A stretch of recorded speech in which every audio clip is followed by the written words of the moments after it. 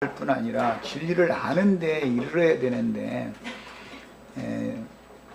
은혜로 다 구원을 얻었지만 진리를 아는 지식이 너무 부족한 상태에 있는데 우리들에게 오늘 새롭게 말씀을 열어서 성경이 정작 말하고자 하는 진리의 지식을 우리에게 넣어주시고 밝은 빛 가운데로 인도해 주시길 주의 이름으로 기도합니다. 아멘. 아멘. 자, 이어서 오늘 또 읽을 말씀은 창세기 13장 14절부터 18절 같이 읽겠습니다. 13장 14절부터 18절 읽고 이제 21장 22장에서 몇 절 찾아보겠습니다. 자, 같이 읽습니다. 롯이 아브라함을 떠난 후에 여호와께서 아브라함에게 이르시되 너는 눈을 들어 너 있는 곳에서 북쪽과 남쪽 그리고 동쪽과 서쪽을 바라보라. 보이는 땅을 내가 너와 네 자손에게 주리니 영원히 이르리라. 내가 네 자손이 땅을 찌끌 같게 하리니 사람이 땅의 찌끌을 능히 셀 수 있을진데 네 자손도 세리라. 너는 일어나 그 땅을 종과 형으로 두루 다녀보라. 내가 그것을 네게 주리라. 네 아브라함이 장막을 옮겨 헤브론에 있는 마므레 상수리 수풀에 이르러 거주하며 거기서 여호와를 위하여 제단을 쌓았더라. 자, 이제 문맥 내용만 우선 여러 번 읽었으니까 우선 본다면은 아브라함의 자손과 아브라함과 그 자손을 위하여 기업으로 주실 땅에 대해서 지금 약속 말씀을 하셨는데 먼저는 눈을 들어서 동서남북 사방을 바라보고 그 다음에는 네가 바라본 땅을 두루 행하여 봐라 이렇게 이제 말씀하셨기 때문에 첫 번째 지금 자기가 있던 그 네게부 땅 지역에서 이제 첫 번째 두루 행하기 위하여 옮긴 곳이 어디냐면 헤브론으로 가서 거기에서 장막을 치고 또 제단을 쌓고 이제 그렇게 했다. 이제 내용이 이제 그 내용이에요. 이제 하나님의 그 명령을 따라서 아브라함이 동서남북 사방을 이렇게 가나안 땅의 사방을 다 바라보고 네가 바라본 땅은 이제 네가 행하여 네 발로 밟아야만 너와 네 자손이 기업으로 내준다 그랬기 때문에 첫 번째 행하여 당도한 곳이 헤브론이라고 하는 곳이다라는 말이죠. 이제 앞으로도 이제 동서남북 사방 방향으로 다 이제 앞으로 행하는 얘기가 아브라함 이제 인생 얘기가 되겠죠. 그러니까 지금은 이제 여기 13장에서는 첫 번째 말씀에 순종해서 현재 거하고 있던 곳에서 다른 곳으로 이제 행하여 봤는데 발로 밟는 땅이 이제 아브라함과 그 자손의 땅이 되니까 첫 번째 옮긴 곳이 말하자면 헤브론에 있는 마므레라고 하는 그 지역의 상수리 숲을 그곳에 거하게 됐다. 이제 내용이 그런 내용이에요.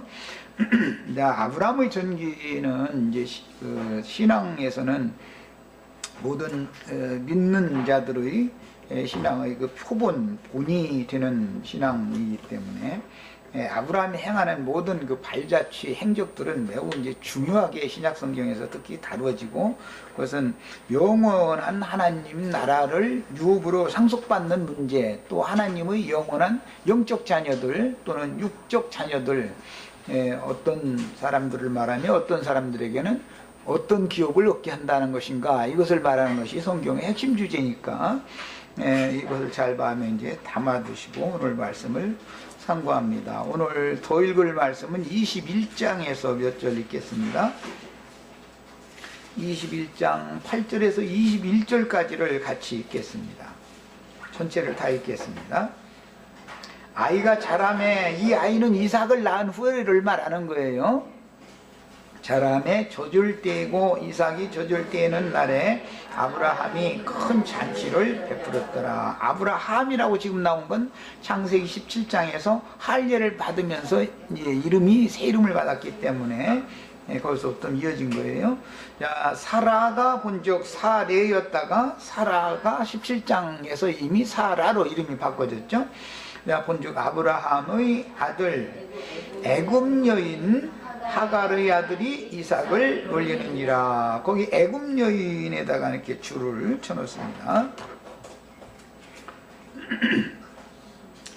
셈족의 여인과 애굽 여인은 성경에서는 또 굉장히 중요하게 다뤄져요. 특히 이제 셈족의 여인, 애굽 여인뿐 아니라 가나안 여인이라는 여인도 굉장히 중요하게 다뤄지죠. 가나안 족속들은 가나안 여인을 아내로 취할 거고, 노아의 홍수 심판을 거쳐서 살아남은 믿음의 후손들이었던 셈족의 여자가 있고, 애굽 여자가 있고, 가나안 족속의 여자가 있다. 여자도 이렇게 족속이 세 족속이면 여자도 세 여자가 당연히 있기 마련이겠죠. 자, 이런 걸 잘 생각해 보셔야 돼요. 애굽 여인 표시를 해놔두시고, 애굽 여인 하갈의 아들이 이삭을 놀리는지라. 여기서는 놀리는지라라고 그랬지만 갈라디아서에서는 박해, 핍박했다 이렇게 돼 있죠. 박해하는지라라는 말이에요. 그가 아브라함에게 이르되, 이 여종과, 이 여종이라는 것은 사레가 바로 왕에게 바로의 아내가 되어져서 사로잡혀 갔을 때 그 왕궁에서 사라의 바로의 아내 신분인 사라의 시중을 들던 여자들이 많이 있었는데, 이제 그 중에 제일 그래도 마음에 드는 여자니까 데리고 나왔겠죠. 이제 하갈이라는 여자는 신분이 애굽 사람이고 바로의 왕궁에서 시녀 노릇하던 사람이다라는 걸 기본적으로 알고 계셔야 되겠어요. 그런데 아브라함에게 이르되 이 여종과 그 아들을 내쫓으라 그랬으니까 아브라함의 집은 종과 종의 자녀가 상속받을 수 없다 그 말이겠죠. 13장에서는 아브라함과 롯이 헤어졌는데 롯이 나갔죠. 여기서는 이제 이스마엘의 어미인 애굽 여자가 쫓겨나는 거예요. 이렇게 나가는 얘기를 하는 거예요. 이 종의 아들은 내 아들 이삭과 함께 기업을 얻지 못하리라 하므로 아브라함이 그의 아들로 말미암아 그 일이 매우 근심이 되었더니, 근데 그의 아들로라는 것은 하갈을 통해서 나온 이스마엘을 지금 말하는 거고, 그 일이라고 하는 것은 이삭을 낳기 전에 애굽 여인 여종을 취해서 이스마엘을 낳은 하나님 앞에서 불순종으로 육체대로 행했던 일이 지금 징벌로 온다 이제 이 말이에요. 그러니까 이것이 근심이 된 것이죠. 우리들도 하나님의 종들이고 하나님의 자녀들이지만 성령의 어떤 권고나 음성을 불순종했을 때는 반드시 후에 징벌로 받게 마련이죠. 그건 이제 그때 근심이 되게 마련이죠. 이제 그런 걸 상징한 거예요. 하나님이 아브라함에게 이르시되 네 아이나 네 여종으로 말미암아 근심하지 말고, 여기 네 아이나는 이스마엘을 말하는 거고 네 여종으로 말미암아라는 하갈을 말하는 거예요. 근심하지 말고 사라가 네게 이른 말을 다 들어라. 이삭에게서 나는 자라야 네 씨라 부를 것임이니라. 거긴 줄을 쳐놨습니다. 이삭에게서 나는 자라야 라는 건 지금 약속의 자녀가 지금 젖을 뗐고 대언을 이제 베풀었고, 이삭은 아버지 집에 사라와 함께 아버지 집은 어머니의 집이니까 이삭의 집 같은 집이죠. 그게 이제 아버지의 집을 상속받는 상속자는 이삭인데, 이삭이 아버지 집을 상속받는 것은 다가 아니고 이삭이 또 아들을 낳아야 그 이삭이 낳는 아들이래야만 네 씨가 된다 그랬어요. 지금 실제는 아브라함의 씨는 이삭이라고 하는 사라가 낳은 씨도 하나가 있고, 그 전에 하갈이 낳은 이스마엘이라고 하는 씨가 한 씨가 또 있어서 아브라함이 지금 씨가 둘이 있지요. 그런데 이삭이 아브라함의 완전한 씨가 아니고 이삭이 또 낳은 자가 완전한 씨다 지금 얘기를 한 거예요. 그럼 이삭이 낳은 아들 또 두 아들이 있죠. 에서와 야곱이 있는데 이제 뒤에서 영적 장자권자는 야곱이래야만 하나님께서 아브라함에게 약속하신 기업을 상속받을 그 씨가 되는 거다. 야곱만이 하나님의 아브라함에게 맺으신 언약, 이삭에게 또 맺으신 언약을 실현시키는 아브라함의 씨라고 하는 것은 야곱을 말하는 거다. 지금 이 말을 한 거예요.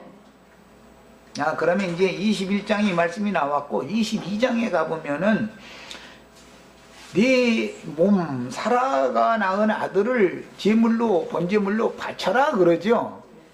그러면 아브라함이 이삭을 번제물로 담대하게 바칠 수 있는 것은 무엇에 근거하는 거예요? 이삭에게서 나는 자라야 내 씨다라는 말씀을 믿어야만 이삭을 드려도 이삭은 죽지만 다시 살아난 부활 생명으로 살아나는 그 자를 또 준다는 약속이구나 라는 것을 믿어야 되는 거잖아요. 안 믿고는 이삭을 바칠 수가 없죠. 그러니까 아브라함은 죽은 자 가운데에서 다시 살리실 것을 지금 여기서 믿었다 이 말이에요. 이게 이제 믿음의 법칙이라는 거예요. 믿음이에요. 아브라함의 믿음은 죽은 자도 살리시고 없는 것도 있는 것 같이 부르시는 하나님이신 것을 믿은 믿음이단 말이야.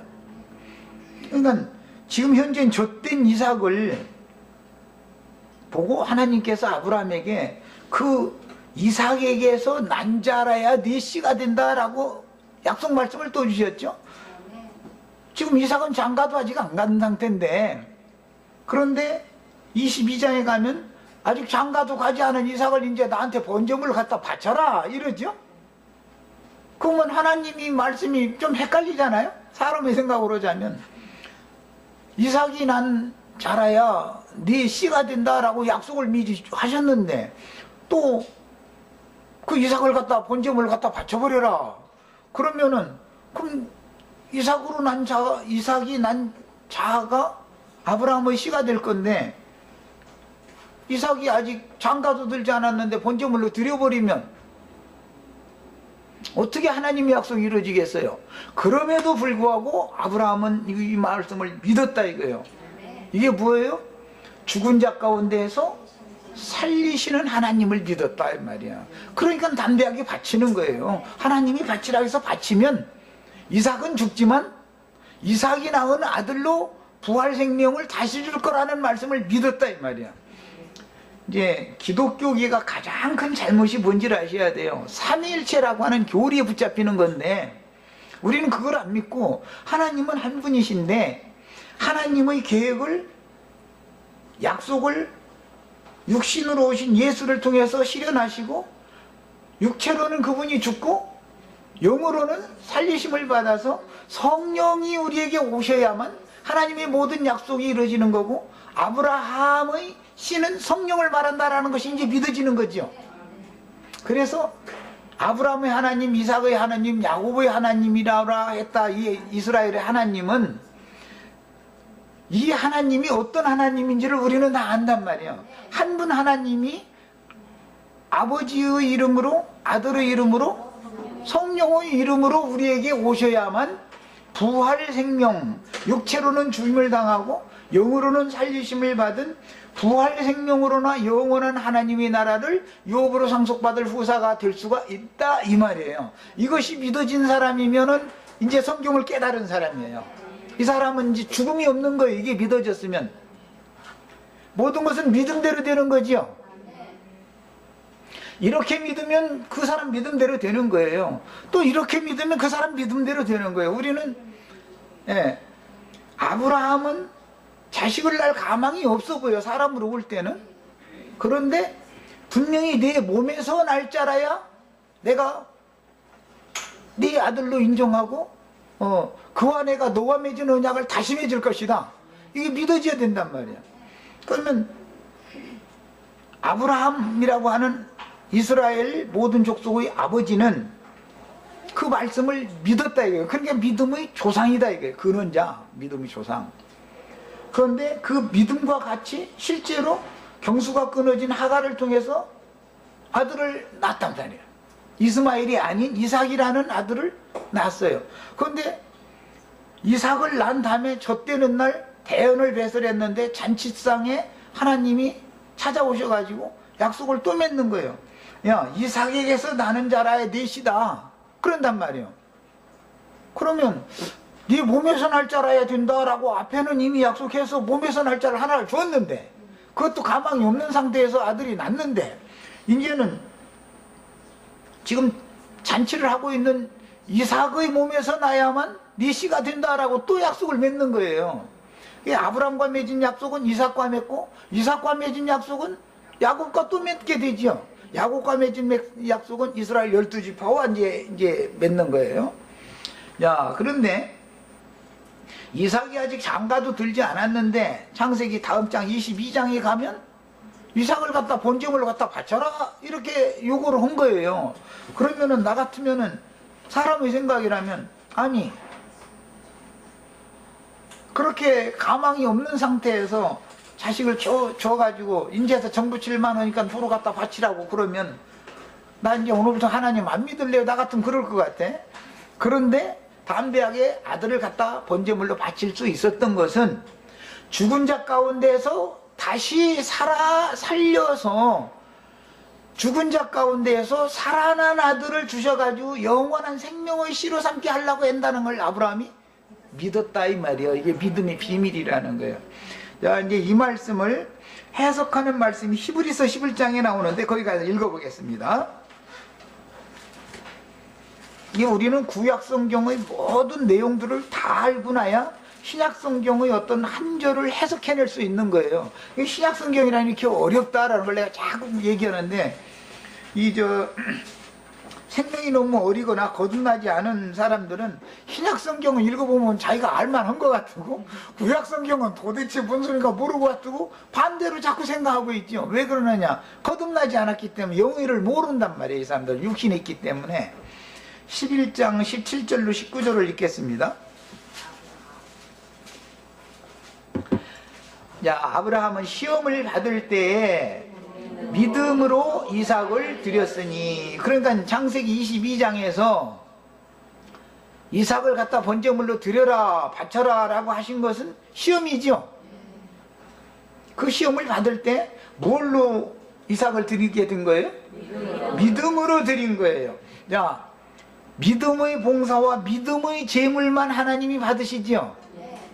육신의 열성이나 육신적인 선하고 좋은 것을 하나님 앞에 아무리 바쳐도 안 받으시죠. 육신적인 좋은 것을 드리는 것은 가인의 제사라고 그래요. 하나님 연락하지 않는 거예요. 믿음으로 드리는 제사는 아벨 대신해 주신 셋의 계보에 이어지는 제사장 직분이란 말이야. 이게 영적 제사장 직분인 거예요. 이제 아브라함이 시험을 받은 것은 이건 창세기 22장을 말하는 건데, 그때 이삭을 믿음으로 드렸다 는 거예요. 그러면 그 믿음이 무슨 믿음이냐 이 말이에요. 이제 이걸 설명하는 거예요. 그는 약속들을 받은 자로되, 아브라함 때 약속받았고 약속대로 네 몸에서 날 자라야 네 후손이 된다, 네 자손이다 해서 실제로 아브라함이 100세 때, 사라의 90세 때 경수가 끊어진 사라를 통해서 이삭이라는 아들을, 그야말로 기적이 일어난 거죠. 이제 받았어요. 그런데 그 받은 아들을 또 갖다 내 아들 이삭에게서 난 자라야 네 씨라고 한다라고 약속을 다시 하시죠. 창세기 21장에서는. 그런데 그때 그 말씀도 아브라함은 믿었다 이거예요. 이 믿음이 없으면 22장에 가서 내 아들 이삭을 바쳐라 할 때 바칠 수가 없죠. 바쳐서 죽어도 분명히 내 아들 이삭을 통해서 아들을 낳게 하실 거라는 약속이 있었으니까 죽은 자 가운데에서 살아난 아들을 또 줄 거라는 걸 믿었다 이거예요. 이게 이제 믿음의 비밀이다 그래요. 신약 성경에서는.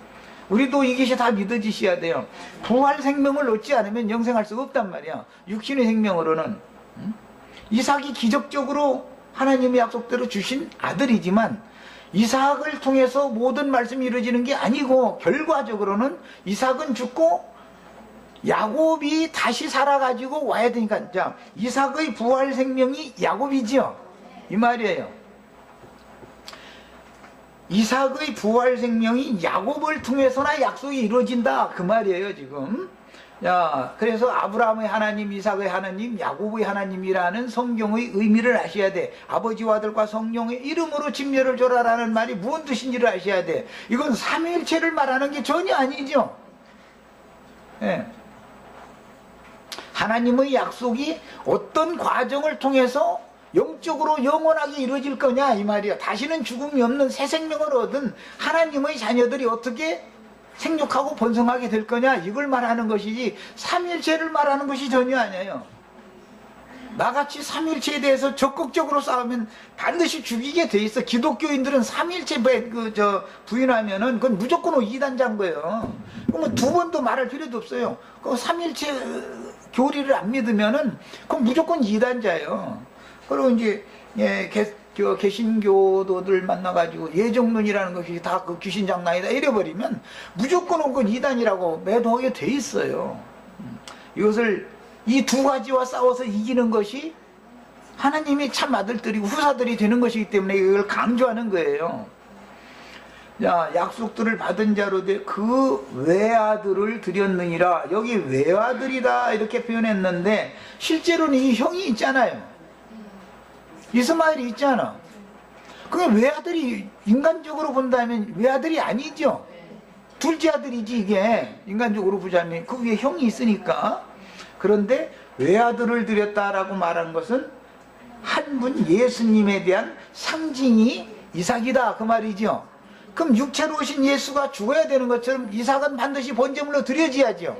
자, 번제물로 모리아산에 드려진 이삭은 육신의 몸을 입고 죄 있는 육신의 모양으로 세상에 오셔서 세상 죄를 짊어지고 번제물로 드려질 해골이라고 하는 그 동산에 올라가서 십자가에 못 박혀 죽으셔야 될 인자 예수를 상징하는 사람이 이삭이었죠.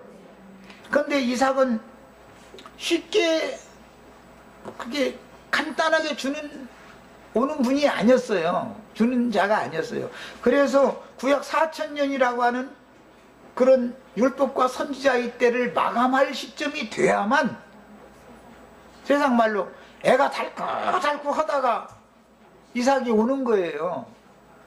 하나님의 아들 예수는 아무 때나 이렇게 쉽게 오는 게 아니야.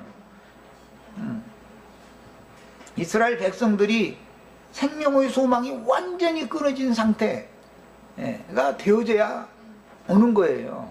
그래서 아브람과 사라가 아이고 이제 우리는 자식은 무슨 자식. 처음에는 엘레셀이라고 하는 다메섹에서 데리고 온 아브라함의 종에게나 상속해주고 말게요. 아이고 이제 무슨 이 나이에 무슨 소망이 있어요. 이제 그러니까 아니야. 네 몸인 사라에게서 내가 분명히 자식 준다고 약속했잖아. 믿어 그랬단 말이야. 그런데 그걸 안 믿으려고 그러니까 손을 강제로 끌고 나가서 밖으로 나가서 이렇게 하늘 쳐다보게 만들었다는 거예요. 너 저 많은 별들 네가 다 셀 수 있어? 그랬다는 거거든요. 그런데 그게 믿어지더라는 거예요. 이게 참 기적이죠. 13장에서는 티끌 같은 자손 주신다고 그랬지만 15장에서는 하늘의 별과 같은 자신을 주신다고 그랬는데 15장에 가서 그걸 믿으니 15장의 그 믿음을 그 의로 여기셨다 이 말이에요. 그 믿음을 12장에서도 믿음으로 나왔고 13장에서도 믿었고 다 믿었지만 아직 의롭다고 인정받을 믿음이 15장 가기 전에는 아닌 거죠. 우리도 그런 믿음 과정 거쳐봤었죠. 그래서 나중에 신앙 간증한 소리 들으면 그때는 내가 거듭난 줄 알았더니 거듭 안 났더만 이제 그래서 그렇게 왜 육체의 믿음이다 이거예요. 영적 믿음이 아니었죠. 그런데 나는 거듭났다고 해도 사실은 육체로 난 것이지. 그것은 육체로 났다는 말은 육신의 말씀으로 거듭난 거예요. 세상 사람으로 났다는 말이 아니고 분명히 거듭났지만 마귀 자식으로 난 거예요 그때는.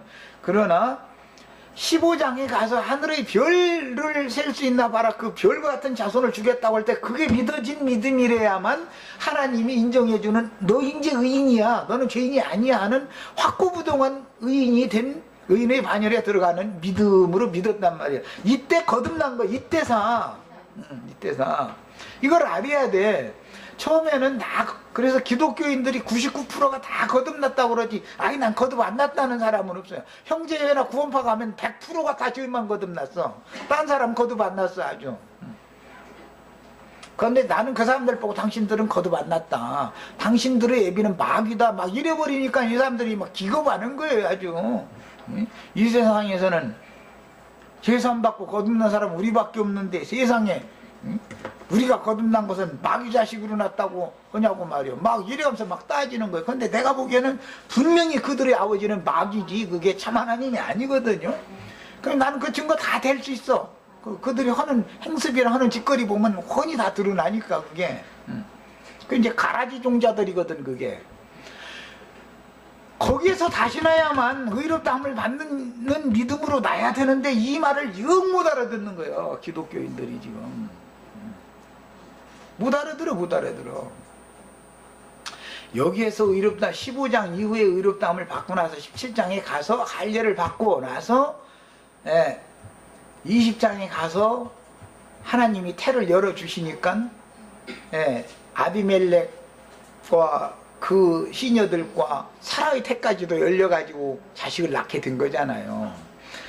이제 하나님이 아브라함에게 맺은 약속이 사라를 통해서 아들을 주심으로 이루어졌어요. 그랬는데 어느 날 갑자기 약속의 아들 줬다고 잔치하고 대언을 배설하고 그랬는데 잔치가 끝나자마자 하나님이 매칼없이 네 자식에 너무 소망 두지 마. 이삭이 난 자식이래야 네 씨가 되는 거지 이삭은 아직은 네 씨가 완전한 씨가 아니야. 이제 잃어버리는 거예요. 그러고 나더니 갑자기 하시는 말씀이 뭐냐면 시험을 이제 하시는 거예요. 네 아들 이삭 갖다 바쳐 번제물 갖다 바쳐 그러는 거예요. 그런데 믿음이 없이 어떻게 바쳐. 이삭이 아직 장가도 안 들었지만 이삭이 낳은 자라야 네 씨라 할 것이다 했으니까 분명히 갖다 바쳐도 이삭이 다시 살아나가지고 장가 들어가지고 아들 낳을 거라는 걸 믿어줘야 될 거 아니에요. 하나님 약속이 믿어져야 되잖아요. 우리가 지금 이 믿음 여기까지 믿어졌는지를 아셔야 되겠어요. 형제회나 구원파 사람들한테 이 얘기 좀 계속 좀 해줘 좀 제발 좀 해가지고 당신들이 믿음의 수준이 어디까지 이르렀는지 당신들이 거듭난 게 맞다고 맞는데 육신으로 난 걸 말하는 게 아니고 거듭난 게 맞는데 육의 말씀으로 났다. 너희 당신들의 아버지는 마귀지. 그 말씀 씨 종자가 육신의 예비 땅에 있는 자들이 섬기는 아버지 당신들의 아버지는 그 아버지지 하늘에 계신 참 하나님의 아들이 아니지 않냐. 이거를 깨닫게 해줘야 된단 말이야. 이건 믿음의 문제인 거예요. 믿음이라는 게 이렇게 여러 단계가 있다는 걸 아셔야 돼. 그냥 한 번 믿기만 하면 다 된다 이게 뭐예요. 구원파고 형제회 사람들이 특징이죠. 그 사람들은 죄사함 한 번 받았으니까는 회개 또 하면 두 번 회개 또 해야 돼요 안 해야 돼요? 당신 죄가 있어요 없어요? 이렇게 물어봐가지고 죄가 있다고 그러거나 회개를 할 것이 있다고 그러면 에이 당신 거듭 못 났구만 하고 이제 거듭나는 교제를 이제 해줄 테니 일로 오라고 그러는 거예요. 가서 자기네들 교리 얘기를 쭉 하는 거예요. 그러고 나서 믿어? 얘 믿는다고 그러면 됐다고 침례받으라고 이러고 도대체 나는 당신들이 하는 말은 무슨 소리인지 헷갈려서 못 알아듣겠다고 이래버리면은 당신 죄사함 못 받았구만 이래버려. 그게 뭐예요? 그들의 애비가 마귀라는 증거다 이거예요. 그게 진리의 말씀으로 난 사람들이 아니잖아요. 육의 말씀으로 난 거지. 다 혈통으로 난 걸 말하는 게 아니라 말씀으로 영이 다시 났는데 두 단계가 있는 것이다. 이게 말씀으로 났지만 육의 말씀으로 난 것도 거듭났다고 하는데 그것은 마귀에게 난 거다 이 말이야. 참 하나님께로부터 다시 나야 된다 이거예요. 이것을 너무 몰라 기독교인들이 지금. 그게 말하자면 기독교인들은 니고데모와 같은 상태지요. 특히 형제회나 구원파 신자들은 니고데모와 같은 상태예요. 나 구원파 지금 목회 성공한 어떤 양반 만났을 때 그랬어. 나는 하늘에 있고 목사님은 지금 땅바닥 헤매고 다니는 중이라 내 말 못 알아듣는 것이 당연하다. 나 이해가 된다고. 내가 보기에는 목사님은 죄산 받은 적도 없고 거듭난 적이 없다고. 이러니까 막 이제 막 나 같으면 따져. 나 같으면 아니 나보고 당신 죄사면 받은 적도 없고 거듭나지 않았다 나한테 이렇게 직설적으로 얘기해 주면 근거 내놔봐라. 뭐에 근거해서 너 그런 말 하냐 하면서 나 같으면 따져. 그리고 나 거듭나기 전에는 나 안 가겠다고 난 붙들고 늘어져. 그런데 그냥 얼굴이 막 불그락 하더니 막 가방 밥상 다 차려가지고 재수씨가 밥상 데려왔는데도 간다는 거야. 화가 난 거죠. 아니 지금 죽느냐 사느냐 기로에 서 있다가 그냥 가버리면 어떡해. 거기서 붙들고 늘어지야지. 응? 그래서 내가 그 동생 형제님 보고 한 얘기가 있어요. 꼭 부자 청년이라고. 저 부자가 다른 게 부자가 아니라고. 돈 많아서 부자가 아닌 거라고. 저 부자 청년이란 말이야. 네 모든 거 다 버리고 나를 쫓아라. 그러면 하늘에 보아가 있을 거다. 그랬더니 근심하면서 갔다고 말이야. 했는데 이런 경우를 말하는 거단 말이야. 이게 부자다. 아는 지식이 너무 나름대로 많고 그런데 참것을 아는 게 없는 사람인 거예요. 그런데 또 이런 사람들이 목회가 성공해요. 언제든지 로스의 신앙을 따르는 사람들은 많은 무리가 따르게 돼 있어요. 결국은 소돔성에서 못 나와 이 사람들은. 거기서 기독교가 틀렸다고 날마다 욕해도 자신도 기독교 하는 행석과 똑같은데 뭐 기독교가 목사라고 하니까 무리도 목사라고 그러고 뭐 기독교 목사들이 헌금 받아 살고 자기도 헌금 받아 살고 뭐 기독교인들이 예배당 지어놓으니까 저희도 예배당 지어놓고 뭐가 달라. 똑같이 소돔성에 있으면서 떠들기만 입만 딴소리에 쌓는 것이지. 아니 기독교인들이 비유가 틀리면 나와야지. 왜 기독교에 주저앉아 있어. 난 그 사람들 참 이해가 안 돼 도대체.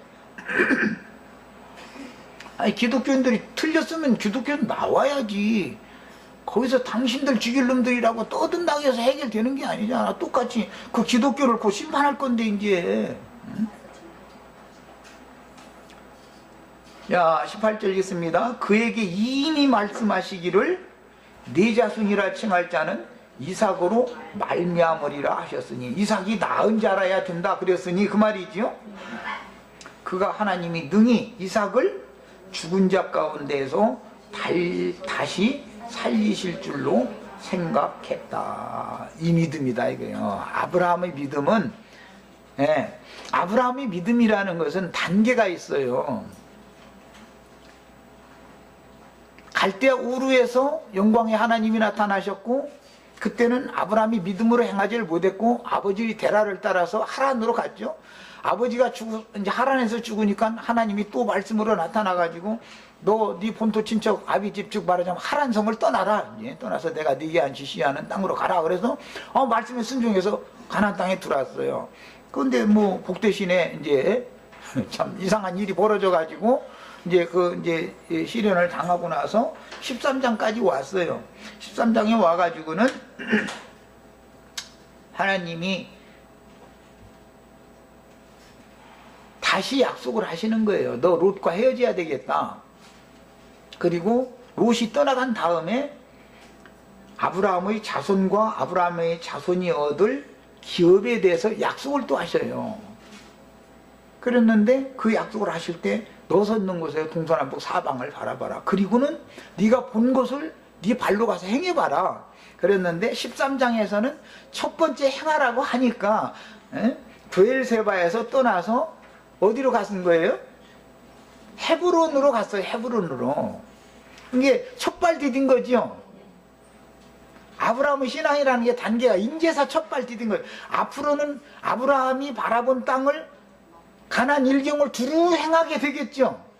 우리 인생이 이렇게 날마다 거기서 이 세상에서 이제 여기는 이 정도면 아이고 이제 후유하고 좀 이제 그렇게 힘들게 하시더니 이제 좀 쉬게 해주시는구나 하면은 이사 가게 만들어버려.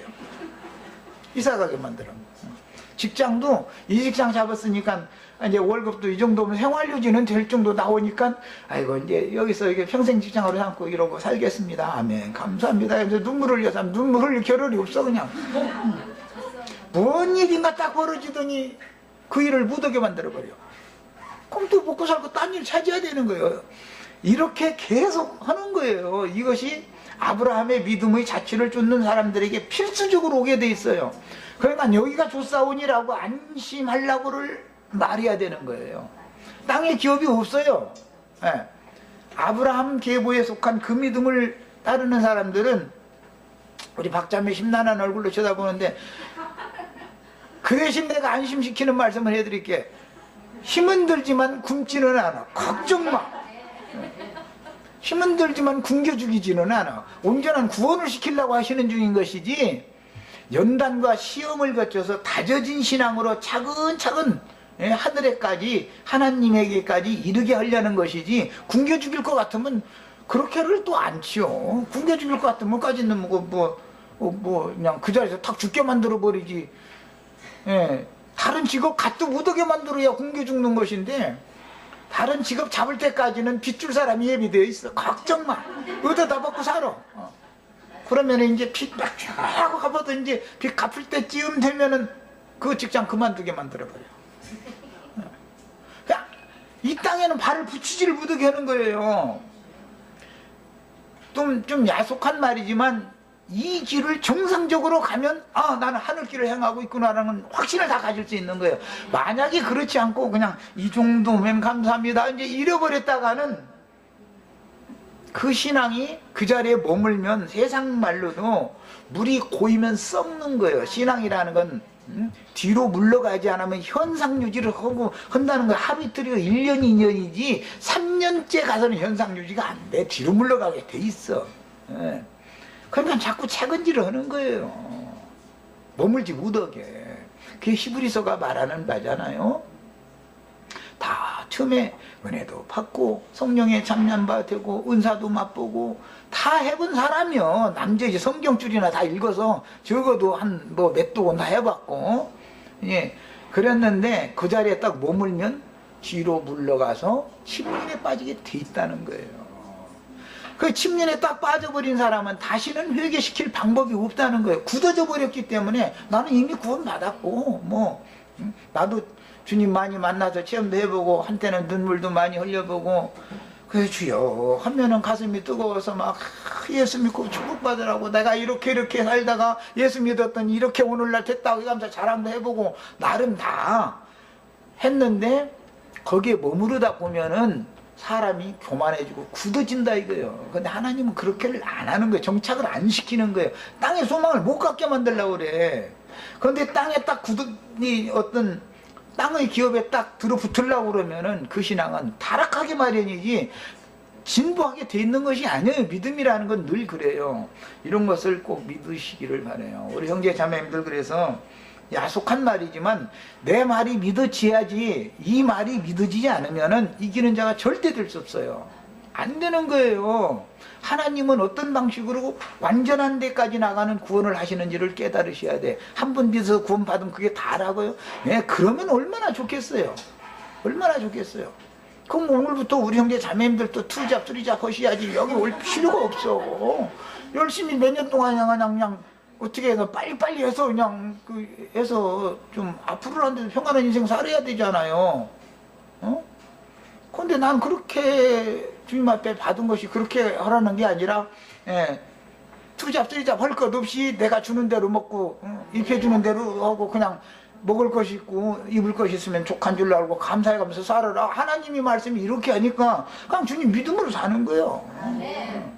굶으면 굶게 하셨으니까 감사하고, 유당병 아마 너무 많이 먹어서 속이 병이 있으니까 그거 고쳐주시려고 굶게 했는가 보다, 감사합니다 이러고, 이제 옷을 막 너무 이제 호화찬란하게 입고 다니면은 혹시 말이야 내가 어디 이상한 데 나가는 여자인 줄 알고 미친놈들이 따라다니면서 시간 있느냐 하고 싹 그럴까 하면 생각, 그 귀찮은 발이 달라붙지 못하게 하려고 말이야. 옷도 그냥 허질끔하지만 그래도 깨끗하게 세탁이, 요새 세탁기가 얼마나 좋아요.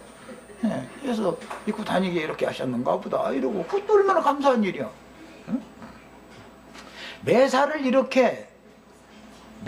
족한 줄로 여길 줄을 아는 사람이 돼야만 귀신이 역사를 못 한다 이거야. 그게 무적행이 밑바닥이 딱 막힌 사람이잖아. 그래야 뭔가를 채워질 거 아니야 이제.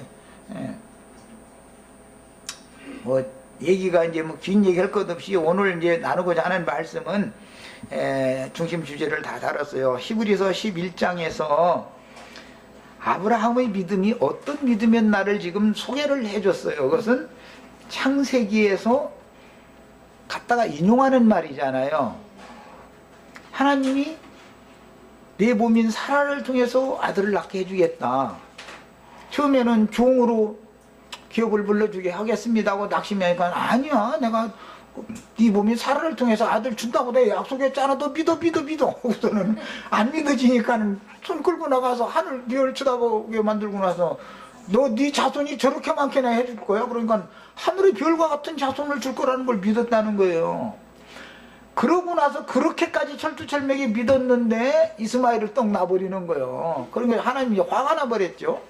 그래가지고 86세 때 그 사건이 있었는데 99세가 될 때까지 너 이놈아, 너 그렇게 네 고집대로 하고 싶으면 한번 잘 살아봐. 그러고서는 나타나주지도 않았던 거예요. 13년 동안 공백이 그래 있는 거예요. 불순종하면 하나님이 떠나죠. 그러면 소망을 육신에 줄 수밖에 없잖아요. 사람의 뜻대로 사라의 술수를 통해서 여자가 뭐 먼저 금령과를 따먹고 나서는 그 남편에게도 주며 그도 먹은지라 그게 이제 이루어진 것이 어떻게 됐어요? 사라가 술수 부려가지고 자기 종을 통해서 아들 하나 얻자 하고 이제 열매 얻자고 준 거잖아요. 줬는데 그냥 뭐 남자야 싫다거나 젊은 여자 준다는데 뭐 아내가 정식으로 자기 아내가 허락해도 주는데 야 뭐 몰래 그랬으면 바가지라도 긁을 텐데 그것도 아니고 본인이 자원해서 줬는데 뭐 남자 아무튼 않고 먹어야지. 그게 창세기 비유가 아브라함의 역사를 통해서 이렇게 이루어졌잖아요. 그런데 그거 먹으면 같이 죽는 거잖아. 그거 먹으면 그게 유구이지 아니니까. 그 소망을 두면. 그래서 이스마엘의 자녀도 이스마엘도 한 씨가 되어져 가지고 12방백이 되게 해주겠다 그랬으니까 이제 이게 경륜이에요. 지금부터 나가는 말씀은 굉장히 중요해요. 이스마엘에게 애굽 여자인 하갈, 이스마엘의 어머니가 아내를 얻어주는데 셈 족속의 여자를 아내로 얻어줬다 했어요. 애굽 여자를 아내로 얻어줬다 했어요. 애굽이라는 말은 세상을 말하는 거예요. 여자는 늘 교회를 말하는 거예요. 아브람의 첩인 하갈은 애굽 여자였고 첩신분이죠. 아브라함의 다른 아들들이 하갈 보고는 어머니라고 부르지 않죠. 자기 어머니가 돌아가셔가지고 예를 들어서 후처를 아버지가 취했다 그러면 어머니죠. 그들 아들 보고는 어머니라고 부르지만 하갈 보고는 어머니라고 부르지 않는 거예요. 이게 셈족들의 문화예요. 우리는 이 말을 금방금방 알아들을 수 있어요. 서양 사람들은 이게 뭔 소리인지 모르지. 서양 사람들은 초부의 신분, 뭐 아내의 신분 이런 거에 대해 그들은 개념이 없으니까. 그럼 우리는 그 사람들은 뭐 아침에 사랑한다고 루디아자매 그 동네 쓰다 가서 모임 받을 때 아침에 사랑한다고 뽀뽀하고 나갔는데 저녁 때 여자 데리고 들어온다잖아.